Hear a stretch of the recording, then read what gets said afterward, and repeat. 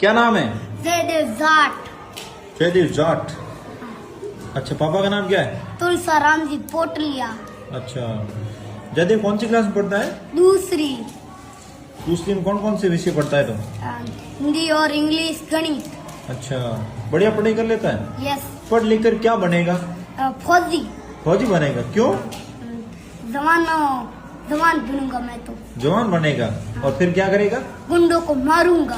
गुंडों को मारेगा। हाँ। अच्छा, गुंडे कहाँ से आते हैं? बॉर्डर में से कभी लगा देते बम, फिर मैं मार दूंगा इनको।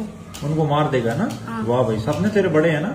ये तेरे को किसने बताया कि फौजी बनना है? मेरे को किसी ने भी नहीं। किसी ने भी नहीं? तो अपने आप से कहाँ से आ गई ये फौजी बनने की लालच? आ गई आतंकी हूँ तो हो सपनों आयो।